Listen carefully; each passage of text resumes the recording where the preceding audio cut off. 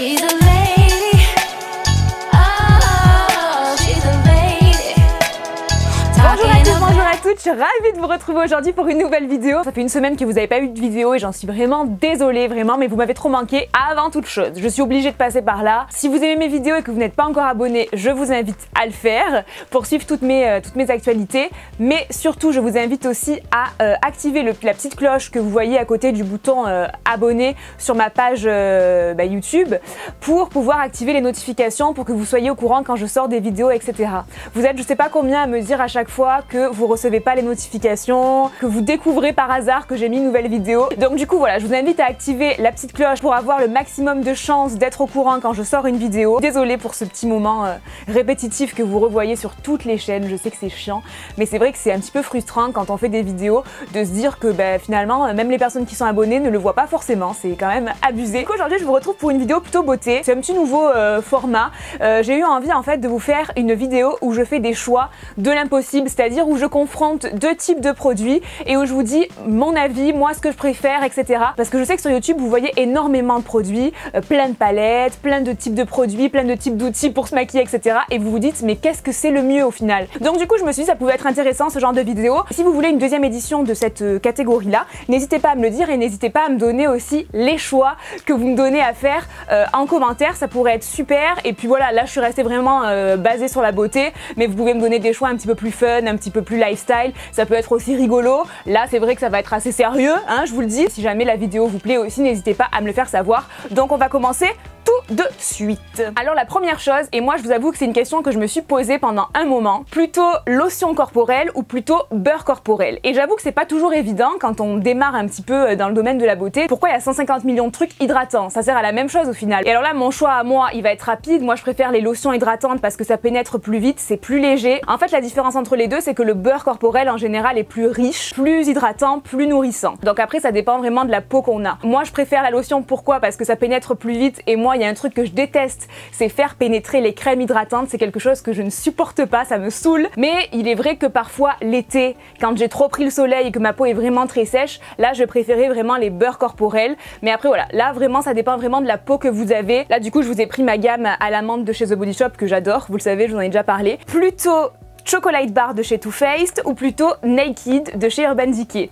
Et ça je sais qu'il y en a beaucoup qui se demandent, qui veulent une palette de neutre et qui savent pas laquelle acheter. Alors honnêtement les deux palettes, moi je les adore, elles sont très bien, les fards sont bien pigmentés, les fards sont jolis, c'est des tons marronnés. Je vous avoue que je choisirais la Chocolate Bar. Bon c'est une question de goût comme tout. Déjà j'adore l'odeur de cacao, c'est le petit truc en plus. Après la Naked est très bien, je crois que c'est une des premières palettes que j'ai eu la Naked. En même temps vous avez ce petit prune dans la Chocolate Bar qui permet parfois de faire des petits maquillages colorés si vous avez un petit peu envie de changer. Après bon, faut-il encore aimer le prune? Ouais, moi j'ai une petite préférence pour la Chocolate Bar. La Naked, je l'utilise moins. Ce que j'aime aussi dans la Chocolate Bar, c'est qu'il y a des tons un petit peu bordeaux. Et ça, c'est les genres de fards que j'adore. Je crois que les fards un petit peu bordeaux, c'est vraiment ce que je préfère. Au niveau de la pigmentation, etc., je trouve que c'est à peu près équivalent. Même au niveau de la texture. Par contre, dans la Naked, vous avez un petit gris là tout en haut.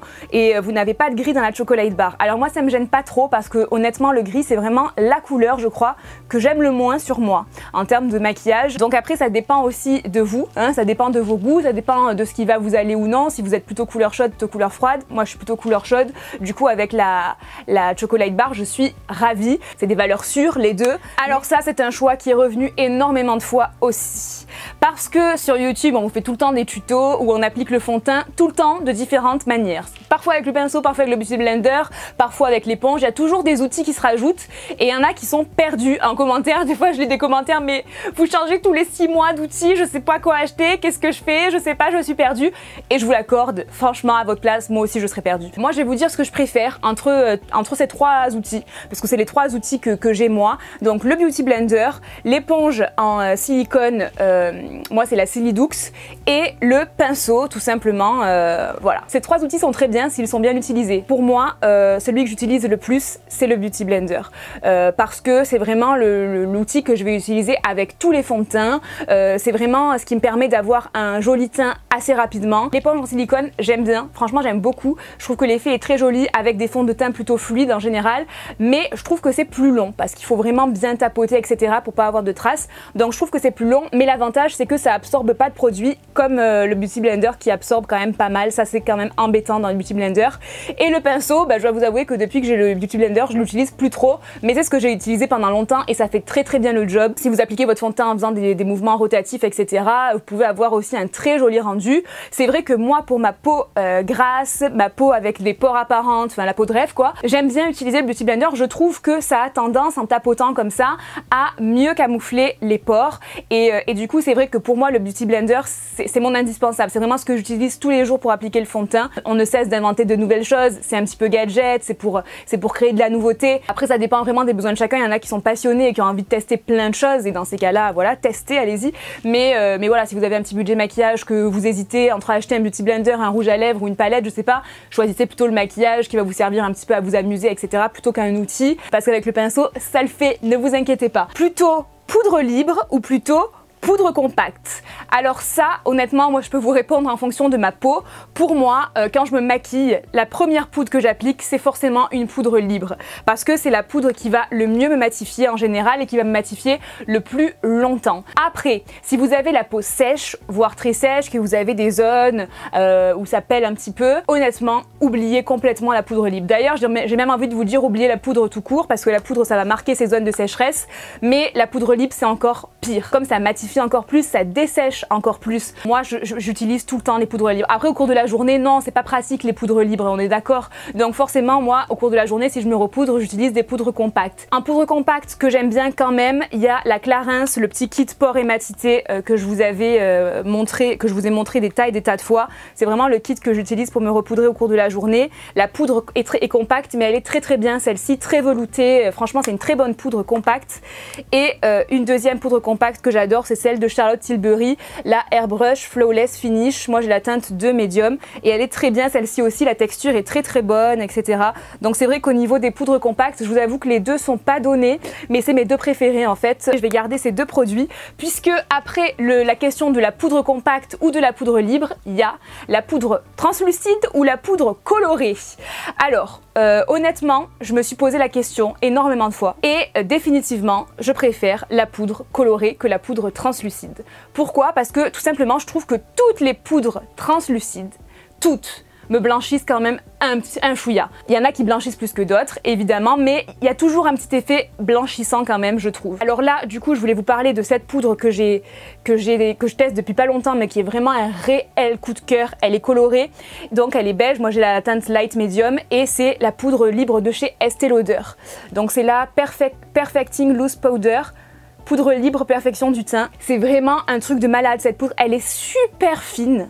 Très fine, elle est vraiment très fine, mais alors ça vous fait une peau de bébé, ça floute les pores comme jamais. Je pensais ne jamais trouver une poudre meilleure que ma poudre de chez Ben Nye et honnêtement celle-ci est encore meilleure parce que celle-ci est beaucoup plus fine, donc du coup on a un rendu beaucoup plus léger et elle floute tellement bien les pores. Alors je suis d'accord, Estée Lauder c'est pas forcément donné, mais honnêtement cette poudre elle vaut le coup, mais vraiment elle est parfaite, elle est vraiment parfaite.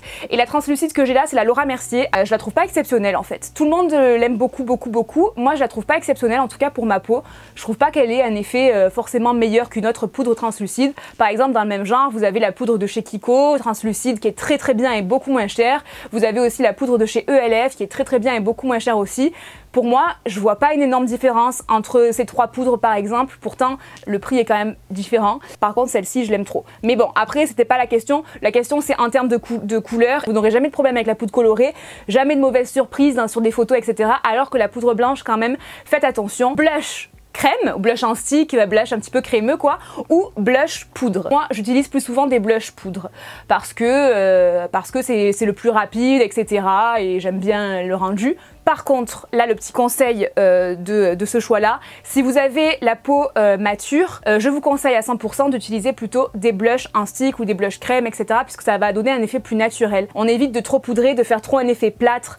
Pour les peaux matures le mieux c'est souvent voilà, les textures crème, les textures fluides, tout ce qui va donner un côté un petit peu plus naturel, un petit peu plus lumineux. Alors là, une question assez existentielle aussi, faut le dire, et cette fois qui concerne le démaquillage. Alors, plutôt démaquillant biphasé, plutôt lait démaquillant, ou plutôt beurre démaquillant, ou plutôt huile. Voilà. Donc là, il y a vraiment beaucoup de choix quand même. Donc là, je vous avoue, moi, que ce que j'aime le moins entre les 3 que j'ai dans les mains, c'est le lait. J'arrive pas trop à me démaquiller avec le lait. Après, si vous avez vraiment une peau très sensible, une peau très sèche, etc. et que vous vous maquillez seulement le teint, effectivement, le lait, ça peut être pas mal. Moi, ce que j'ai utilisé pendant longtemps, c'était ce démaquillant, le Silky Mask de chez Je Mets. Et je l'adore parce que je trouve qu'il est vraiment efficace au niveau des yeux quand vous vous maquillez avec des maquillages waterproof, etc. C'est vraiment le top, ce démaquillant. Mais en ce moment, je dois vous avouer que je me démaquille énormément avec ce beurre corporel de chez The Body Shop. Alors au début, j'ai pas du tout adhéré avec ce produit. Je me disais, c'est quoi ce truc, sérieux, un démaquillant solide, parce qu'il est plutôt solide. Comme vous voyez, ouais, je l'ai bientôt terminé.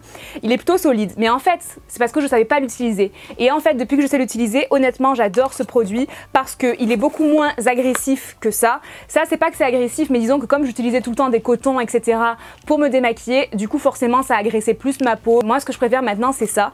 Donc en fait, je prélève un peu de matière, je le fais chauffer un petit peu dans mes mains. Et en fait, quand le produit est en contact avec la peau, ça se transforme un petit peu en huile. Et du coup, là, je frotte avec mes mains, etc. délicatement. Je vais au niveau des yeux, au niveau des cils et tout. Je frotte un petit peu délicatement aussi. Au début, je ressemble à un panda. Mais ensuite, une fois que je rince avec l'eau, c'est vraiment nickel. Et franchement, je trouve que depuis que j'utilise ce produit, ma peau est beaucoup moins agressée. Moi, j'aurais plus tendance à vous conseiller soit des huiles, soit ce genre de produit-là qui se transforme en fait en huile au final. Et de vous démaquiller avec les mains ou avec des petites éponges assez douces. Mais voilà, pour respecter au mieux votre peau. Pendant trop longtemps, je me suis démaquillée au coton en frottant comme une folle et tout. Je sens que ça a beaucoup agressé ma peau, ça l'a beaucoup sensibilisée. Et du coup, maintenant, j'essaie un petit peu de rectifier le tir, même si, bon, il n'est jamais trop tard, hein, on va dire ça. J'espère que cette vidéo aura pu vous aider, vous permettra à tous ceux qui se posaient des questions d'y voir un petit peu plus clair. Si vous aimez cette vidéo, ce concept-là, n'hésitez pas à laisser un petit pouce en l'air. S'il y a pas mal de pouces en l'air, je pense que j'en referai une autre. Et puis sinon, non, je referai pas si ça vous intéresse pas, évidemment. En tout cas, je vous remercie vraiment d'avoir regardé cette vidéo. Je vous donne rendez-vous dimanche sur ma chaîne pour un lookbook. Alors je vous dis un lookbook un petit peu spécial, j'ai un petit peu changé de format, etc. Donc j'ai hâte de vous le partager. Il est déjà prêt, il est déjà fini, hein. J'ai déjà fait le montage, etc. J'ai trop hâte que vous le voyez. Avec Rémi, on y a 1000 paquets. Je vous fais plein d'énormes bisous, je vous remercie d'avoir été là et je vous dis à très vite pour la prochaine. Ciao!